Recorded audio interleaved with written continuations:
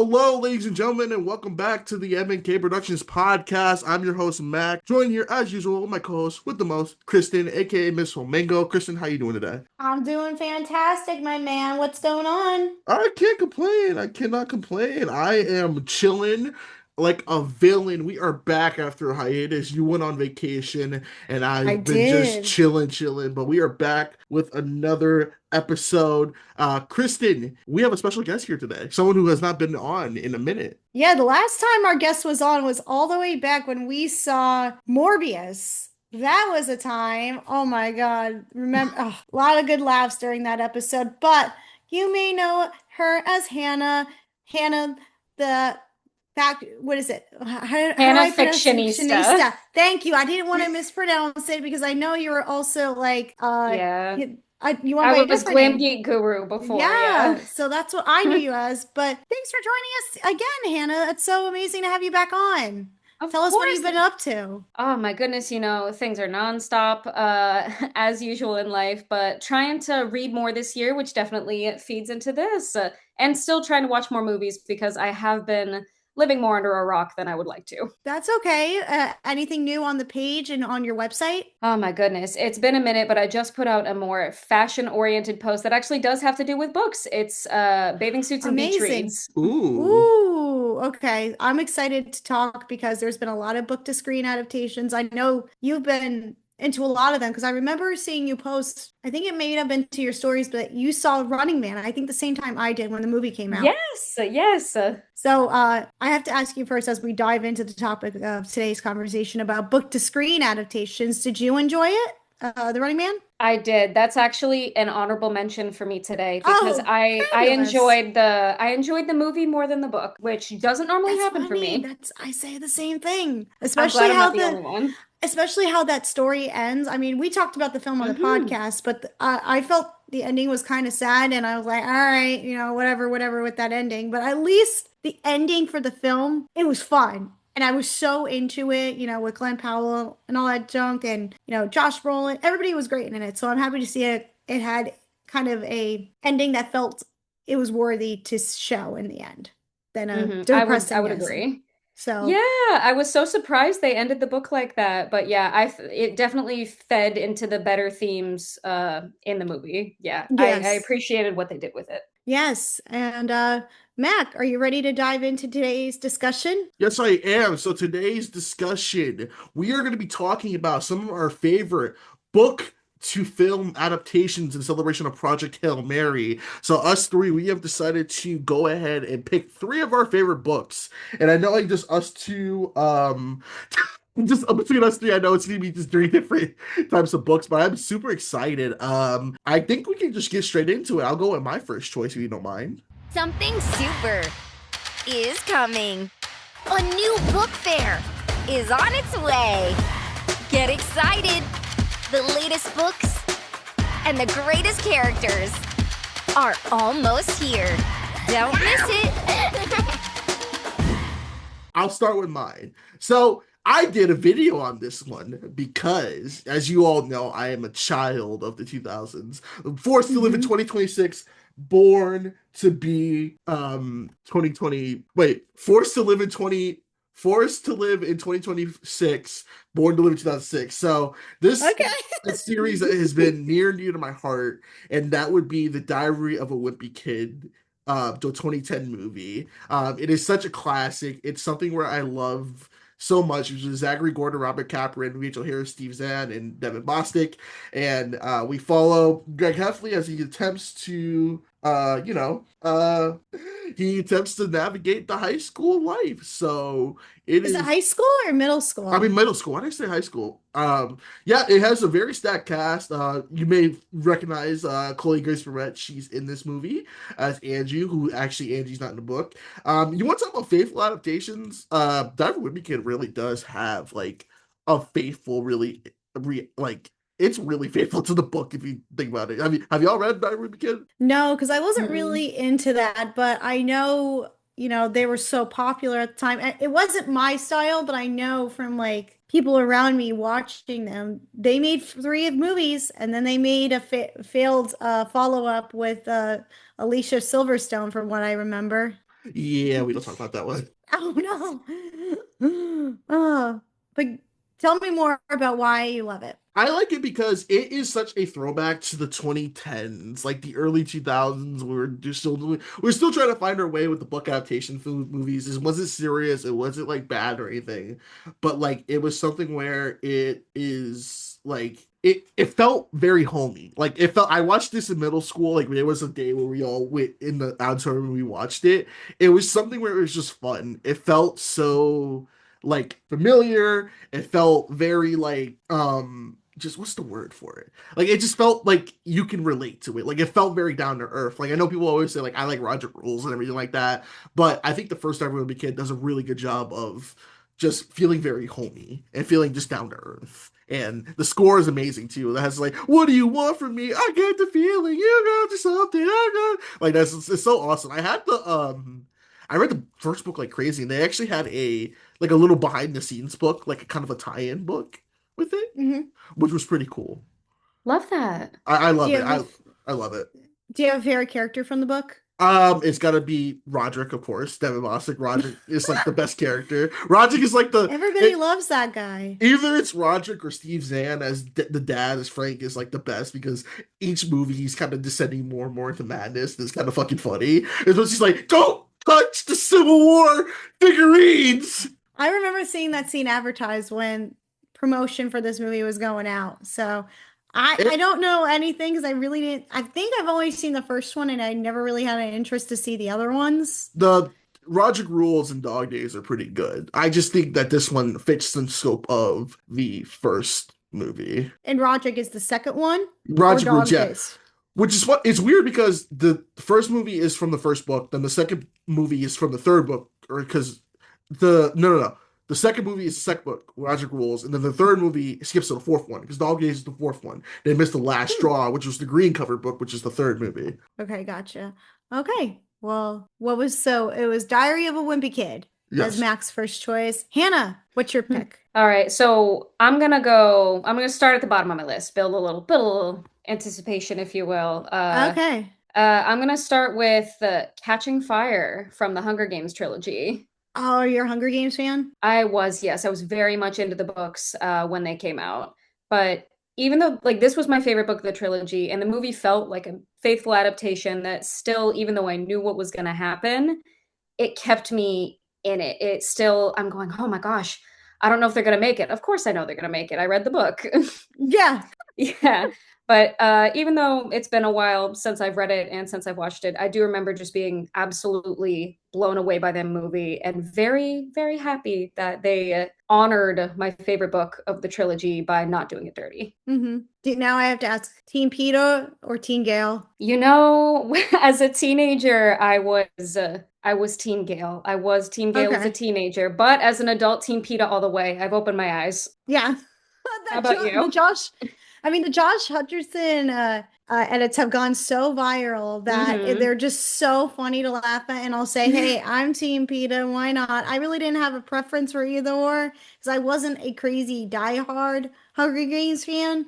But I understand the appeal of them, and I understand we're getting that, new one that's coming out in November. I forgot it was Oh, Sunrise on the Songbirds. Reaping. Yes, I mixed up the titles. I was gonna say Songbirds, It's but I okay. know I know we just had that one with Rachel Ziegler, so I appreciate them, but I know they're not for me. But I'm glad there's people who really like it out there. Now I have to ask, what do you like about Jennifer Lawrence playing Katniss? I will preface this by saying I probably haven't seen this movie in a few years, but I remember at least keep in mind this is teenage me's thoughts before I knew more about everything, but I thought that she gave as a teenager, I thought that she gave a pretty grounded performance Mm-hmm. and just looking at her going, yeah, I would definitely be freaking out in that scenario right now. Or she acted with such urgency in the parts where it's like, okay, yes, these are her instincts. She's acting on instinct now. Right.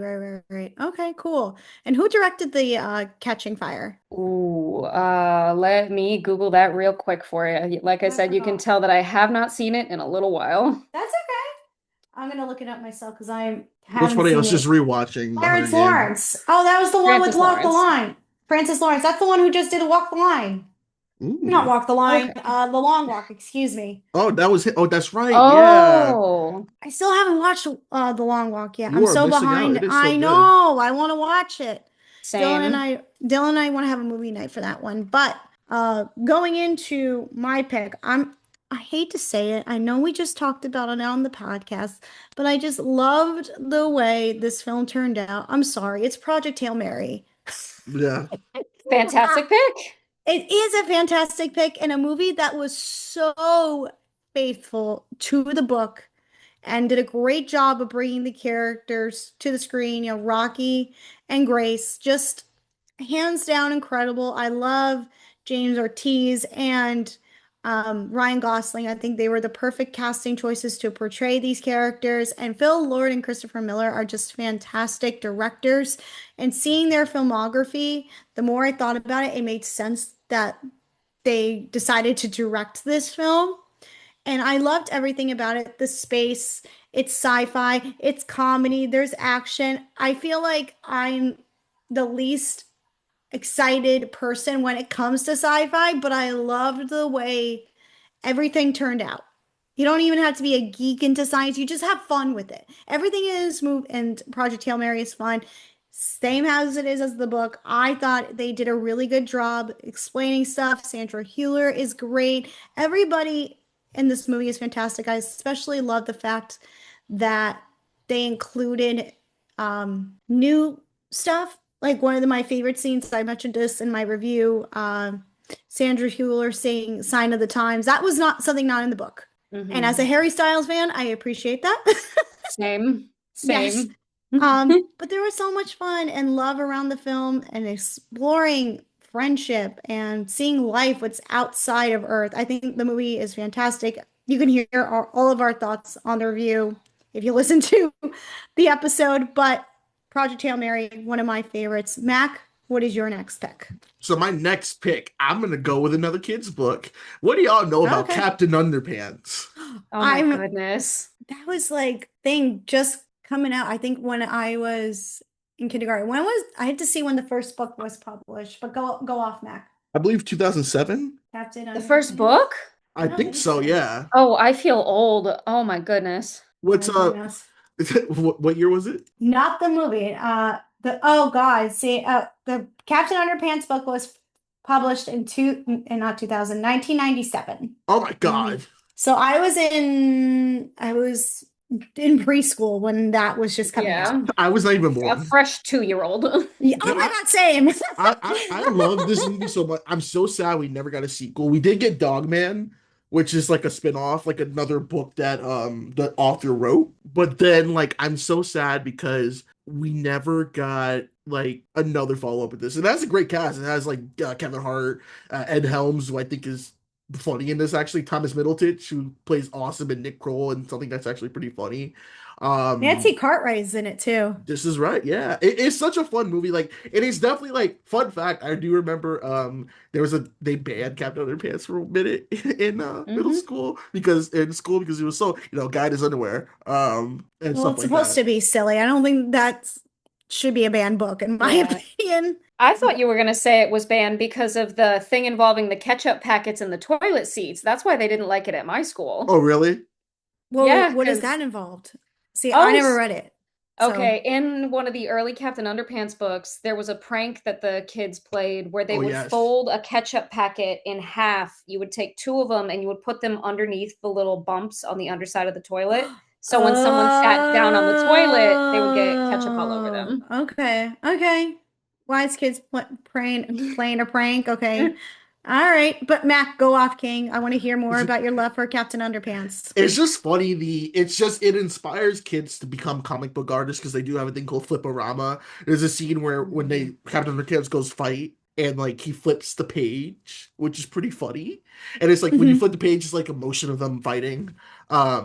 And it's like it's really, really awesome. And Oh, I love it when there's little details like that in the books. Like, Makes it's it more just- fun. it's written like 2 kids in middle school. It's so much fun. And the villain, Captain Poopy Pants, is funny because he's like, no, oh, what was his? Oh, wait a minute. The villain's name was Nick Kroll. He's Professor PP Yeah. Dyer Heisting Poopy Pants Esquire. Yeah, Professor Poopy Pants. I remember seeing the movie and I remember Nick Kroll's voice. And it's funny because now I'm just thinking back. Nick Kroll has played a lot of villains in animated films. And I'm talking the one in the Sausage Party too. I know that's not a book to screen adaptation, but he did play he played a character that was a villain in that. I don't recommend anybody watching Sausage Party either, because that just movie gave me nightmares. But Alright. I like it. It's fun. It's definitely something where if you grew up with the book, it's fun. And then there's so many books, like by the time this came out in 2017, it was just awesome. How many books have there been in the Captain Underpants series? There are looks like how many Captain? Because I have a thought. There are 12 main books because there's a couple spin-offs. 12? Yeah. Okay, that includes spin-offs, because then how many books are there of Diary of a Wimpy Kid? Because I still feel like to this day, since I've been in elementary school, which was like over 20 years ago, I feel like those two are the most popular, and what I've seen like at the bookstores and Barnes and Nobles and on wherever I go, I feel like those are the two common ones I see. So I'm just wondering how many books are there in each. Well, there is another one where it's like the Adventures of Crunk and Skull, they're like caveman kung fu people too, and then like I mentioned, Dogman is as Yeah, I well. remember Dogman. That one is an adaptation too. I want to see it because I like dogs. I just haven't Dogman watched was it yet. awesome, but yeah, Captain Underpants is my second pick. Okay, sweet. All right, Hannah, your pick. All right. This is also giving me lots of good inspo for books for my nephews to read. So thank you for that. Amazing. You're welcome. Yeah, my second pick is my go-to airplane movie, and dare I say everyone's go-to airplane movie. It's Crazy Rich Asians. Oh yes, that's a good one. I never read the book, but I love the movie. The movie is so cute. Oh yes, and in my opinion, that was John M. Chu, right? Yeah. Am I going crazy? Okay. I thought that even though it wasn't necessarily a faithful adaptation, to me it improved upon the skeleton of the book to where I wouldn't necessarily reread the book, but I will watch that movie over and over and over and over again. And that's why we enjoy a good rom-com, especially like Crazy Rich Asians. There's just this rewatch factor. And it gave us Henry Golding. Exactly. Oh, I love him in that film. Oh, he's so good. And when did Mhm. you read the book, Crazy Rich Asians? I don't remember if I read it right before it came out. No, I think I read it right after it came out because Okay. I wanted to know what the differences were. But I Okay. read the entire trilogy around that time, yeah. And I'm surprised, honestly, well, surprised and not surprised that they haven't moved on to the other two books in the series, but there was a big enough difference between the first book to movie where I understand why they haven't moved forward yet. Yeah, I know there's been like production limbo with, bringing the next one to life. I thought there was one point we were going to see a TV series. I could be wrong, but Really? like I don't know. I would have to go back and do my research, so don't quote me on anything, but I thought for a while everybody was rooting for that sequel, because when did the first one came out in like 2019? I think ish, yeah, right around there. 2018, 2019. So I'm surprised they haven't like fast tracked still for anything. I But I know. guess Yeah. John I M. Chu mean, is a little busy. I was Yeah, about to busy. say that he's a busy man. Yeah, he's got the Wicked to go to. My mom and sister watch Crazy Rich Asians. I think it's at first I didn't like go for it because I was like, oh, this is a whatever movie. But then as like I rewatched it during COVID, I'm like, you know what? This is much better than I thought. Especially after I didn't like Wicked as much, so I kind of went back and was like, yeah, I'm sorry, Hannah. I was like, I Yeah, didn't it's like okay. You break I, my heart a little bit. I didn't like Wicked Oh, as are you a much. Wicked fan? Are you a Wicked fan? I am. I was a musical theater kid all through high Okay. school. That was very much my life. So I definitely Okay. appreciated the movie a lot. Let me ask you one thing. Yeah, you can tell us to cut it. What year did you graduate? Because I don't want, you don't have to say your age on camera. I'm a It's 95 okay. girly. I'm a 95 baby. I'm Oh, I'm in the perfect. same boat. Okay, so we both then graduated. I want to say the year 2014 I or think it 2013. was 13. Yeah, I think it was 13 because college was 17 for me. Okay, gotcha. Okay. See, yeah, we're in the same boat. That's why I get the Hunger Games, and Same wavelength. we're picking up. We're picking up here, girl. Alrighties. Moving on to my next pick. Did you Oh, yeah, you finished, right? You wanted. Yeah, no worries. Okay. Yeah, infinite rewatch value. Okay. Now moving into my second choice. This is actually one I read in high school, and it was actually really common for a lot of people to read this book. I would have to say after the movie came out, and that is The Perks of Being a Wallflower. Oh, I love them. Love it. Mm. I knew about this movie for a while, and I was like, Logan Lerman, Emma Watson, I have to check this out. So I read the book, and then eventually came out. And unfortunately, the time it was released, it wasn't playing anywhere near me. So I remember having to wait for a really long time to see it. And then I ended up loving it because Stephen Chbosky, who is the writer of Perks of Being a Wallflower, directed the film. And I thought, what a smart idea. What a great way, if a I don't director, know how I didn't know writer, that. yeah, and he did a really great job bringing that book to life. I love the fact that he took his work and said, I'm going to make this myself because it's a film that goes over themes of like sexuality, drugs, you know, adolescence. You're at this time in high school, a time where technology really isn't a thing. They didn't have cell phones. They were running around doing all sorts of like fun little stuff. They were doing the Rocky Horror Picture Show thing. Like they were doing all sorts of fun stuff in this movie. And there was a lot of great casting in this movie. Like I said, Emma Watson, Logan Lerman, Paul Rudd is one of the highlights in the film that becomes a mentor for Logan Lerman in the movie. I love him. Nicholas Braun was in it, and I was just like, oh my God, Nicholas Braun from Minutemen and Sky High. Oh, There was such great casting in a movie that was released back in like 2012, and I forgot what year the book was published because the book I believe was published in the late 90s. oh my goodness. I wouldn't have even known that. I feel like I didn't Oh. hear about it until high school. Yeah, Sam. That was like when the movie came out, everyone was talking about that. Yeah, this was the time where Film Kristen was really into film still and like loving film and everything, and was doing all of her research about like book to screen adaptations because that's all I read in high school. Mm. I used to convince my parents to buy me the book, but then again, my parents were great parents. If they saw a book and they wanted, if I asked to read it, they would buy it for me. They were very nice. My parents are great. As they should, period. Yeah, yeah, yeah. We love reading parents. But Perks of Being a Wallflower was published in 1999, and then in 2012 we got the adaptation. So yeah, I think it's a really great film. I think it's one of the stronger films that explores all the stuff you would see in a coming of age film. The movie was shot in 35 millimeter film stock. It looks great. That's why it has this old timeless feel. And it's such a fun movie. I haven't rewatched it in such a long time, but I remember just feeling like this is the perfect movie that understands young high school at the time and capturing it in a way that doesn't feel, artificial. So that's my pick. Perks of Being a Wallflower for number two. Mac, what's your third pick? My third pick is an obvious choice. It is Fight Club. Oh, you read Uh, Fight Club? Hmm. Yeah, yes, I have. I actually listened to it, and I know audiobooks don't count as real books. No, they I count. consider they Yeah, count. They there's absolutely count. some people are like, it's a weird thing with it. But like Fight Club to me, like I know there's differences, like especially the ending is so fucking different from the movie. Mhm. Mm.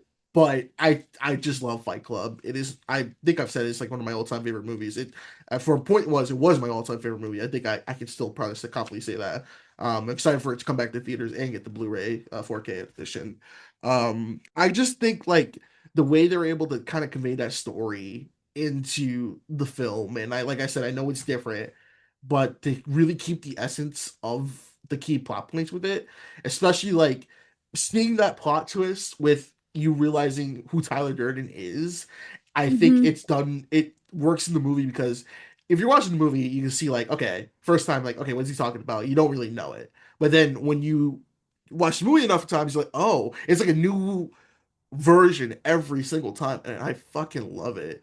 It is like it's fucking awesome, and a lot of fuckings tonight. It's just good. I love it. I love, and like I just think like and adding David Fincher, who let's face it, at this time was really looking to redeem himself after the disaster that was Aliens. The Alien is the Yeah. Alien movie. Um, I just think that the Fight Club has stood the test of time. The sequel book really isn't better. I mean, it There's has a idea. sequel? Yeah, it's not really like it's all right, but it's like I don't know. But I think that the second one is a graphic novel because the first one is just a cosmic novel. And like I think that the casting was good as well too with Brad Pitt and Edward Norton too, and then Helena Bonham Carter, Meatloaf, a young Jared Leto, and it really keeps the pace of like we don't know his character because in the book his name is just straight up Jack, but like you kind of get the hint. He's like, I am Jack's anger, I'm Jack's this and that, and it's like the hint of the book. But I still think that the movie is like fantastic. I actually think that, and this is a hot take. I think the movie overtakes the book a little bit. That's okay. That's okay. All right, Hannah, moving into your next pick. All right. I was literally at war with myself over my top pick, and they're both by the same author. I was torn between The Martian and Project Hail Mary, and I chose The Martian. That's okay. I'll take the Project Hail Mary. What do you love about The Martian? This was one of my favorite books that I read in college. I was absolutely hooked from quite literally the opening lines, and I still have the paperback. Oh, and you got the Matt Damon one. I do, yeah. I was a summer camp counselor up in the mountains when one of the other counselors was reading it, and they offered to let me read the first few pages. So as soon as I rejoined civilization after a summer of being in the mountains, I said, I have to go read this book. Not only is it a stacked cast with this phenomenal story, they only changed the end a little bit, but they changed it in a good way. Like they've only improved upon the story, in my opinion. That's what And my husband said too, because he read the book recently. Like not even when it came out, because my husband was in like, doing medical stuff like in college. So he didn't have time to read. So he read it this year and finally saw it. And he was like, okay, I understand why people love it. And he loved the book and he loved the movie, but go off. I want to hear more.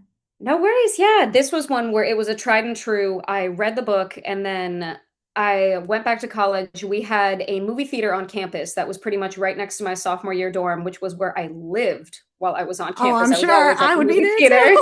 too.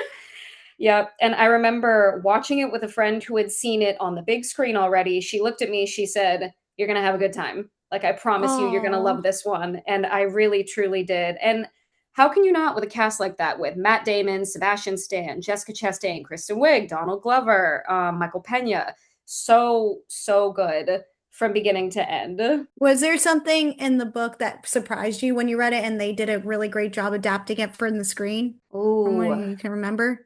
A surprise, a good surprise. I think I really liked the way that they discovered that he was still alive. Like they showed that epiphany. Okay. Yeah. And my only quibble was I really wish it had been rated R so he could drop as many F-bombs as he wanted. Because that was the cornerstone of everything that he says in the book. But they kept his humor, which I appreciate. Do you think Matt Damon was deserving of that Golden Globe? I think he deserved it to win in the drama category, but do you think he deserved to win Best Golden Globe in the category of Best Musical or Comedy? Oh gosh, who else was nominated that year? Oh, I don't even know who he was up against. It was so weird because like he was surprised like that movie was placed in the comedy category when he won the Golden Globe years ago. Because like it is funny, but I don't know if I would necessarily categorize the movie overall as a comedy. Yeah, that's what people were saying, and they're like, why wasn't this placed in the drama category? I have to like look it up. Hold on. Yeah. What was it? 2015. 2015. I almost said 16. All right, here we go. So this is 2015. Oh wait, hold on. I'm looking at something wrong because it came out in 2015. Would it have been 2016's Golden Globes? 2016. Yes. Okay. 2016. Okay. Here we go. Because Ryan Gosling won for drama. It looks like. Okay. Golden Globes 2016. He was up against Christian Bale in The Big Short, Steve Carell in The Big Short, Al Pacino, and Danny Collins and Mark Ruffalo in Infinity Polar Bear.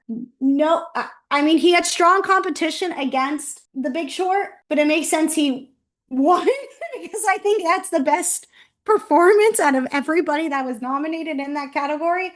However, I don't know what the other nominees when it came to the drama, but that if you go back and watch his speech at the 2016 Golden Globes, he was just like, okay, I He was won, but it's confused. not. He was like, why? I don't know why they put me in the comedy category. I don't think there's nothing funny about a man being lost in space. Yeah, that's valid for him to be confused. And I almost forgot at my student viewing of this movie, I went to Florida State, go Noles. One of Okay. the professors came in, and it wasn't like astrophysics, but it was somebody who taught something in regards to outer space.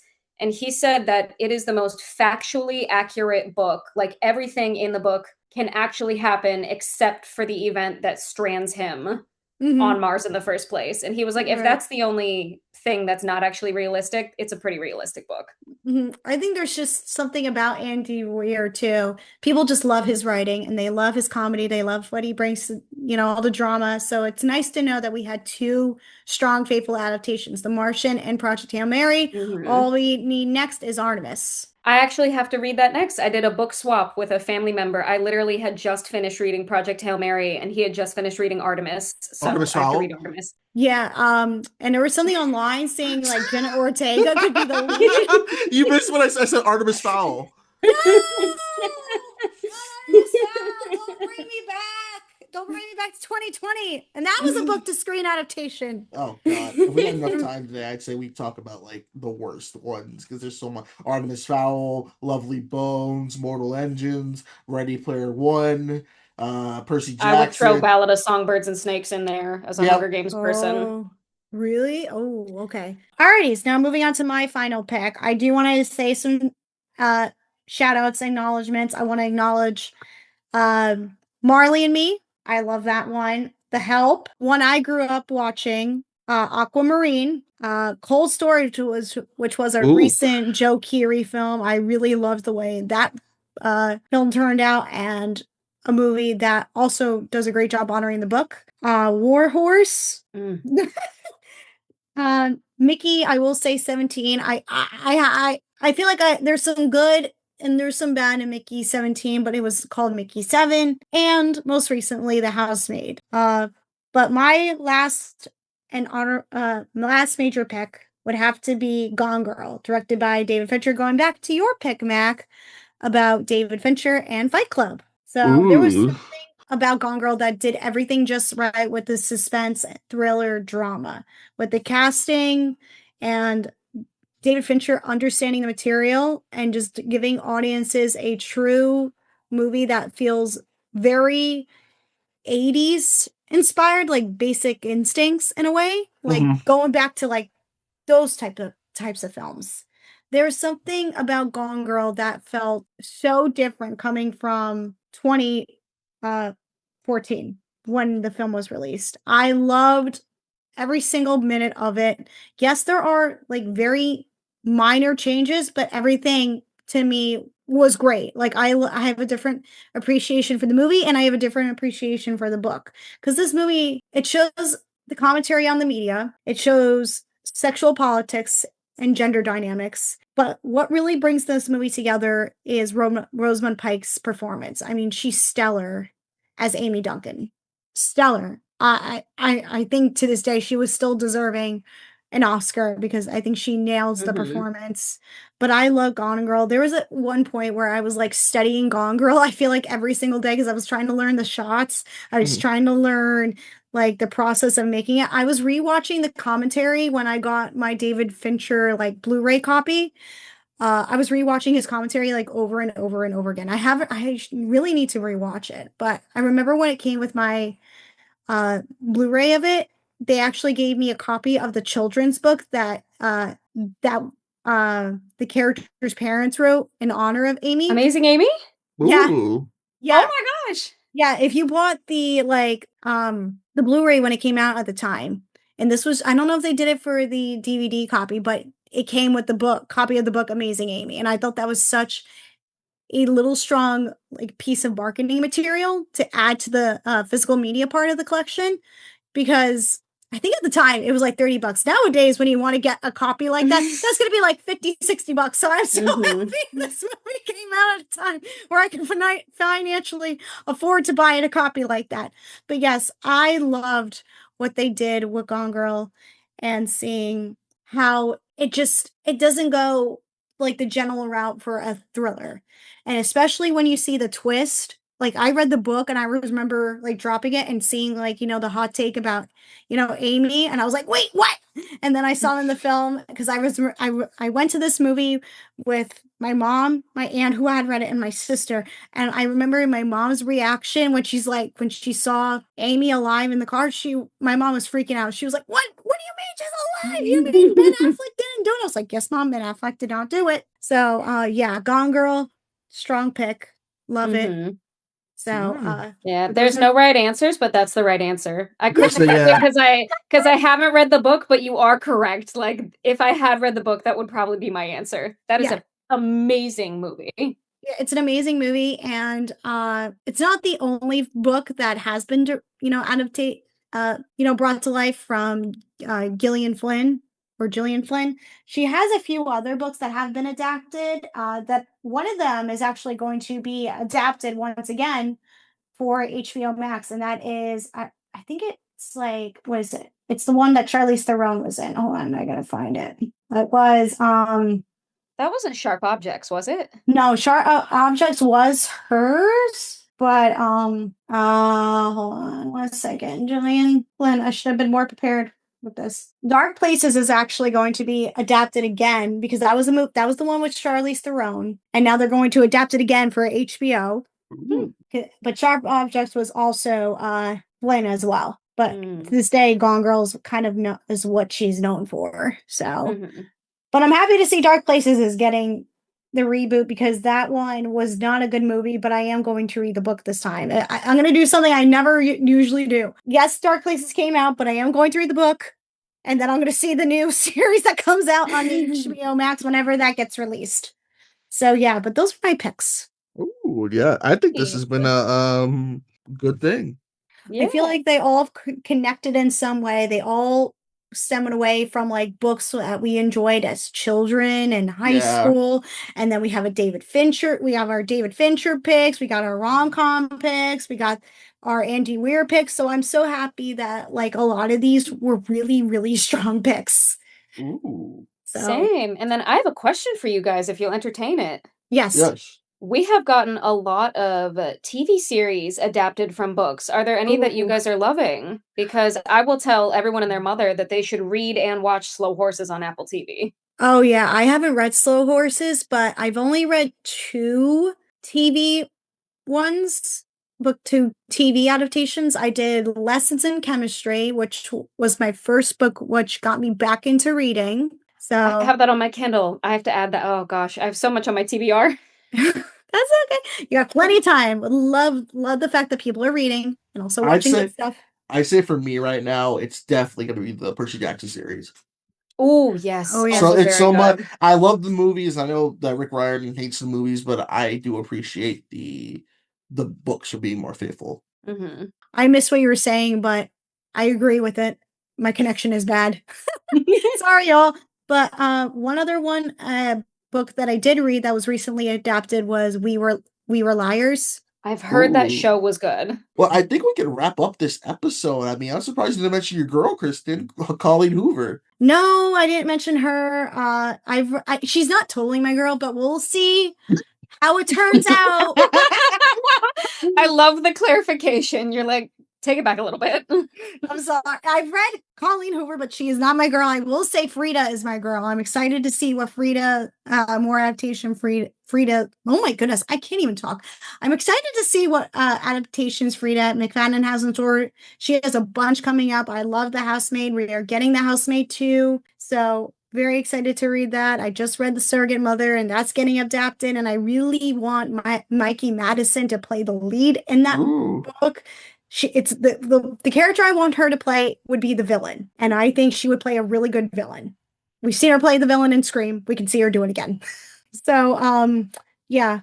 But going back to what you said about Colleen Hoover, we'll see how that changes once Verity comes out with Anne Hathaway and Dakota Johnson. We'll see how that changes. Do you recommend the books? I haven't taken the dive into any of her stuff, and I haven't read any of Frida McFadden's yet. Oh, Frida any day. I would recommend Frida any day to anybody. For Colleen Hoover, if you really want to get into her, I know she's had her controversy and stuff, Yeah. but not, but if you really want to see what the craziness of Verity has in store, I would say do that. And I will say, I've since heard you that really one is like enjoy, wackadoodle.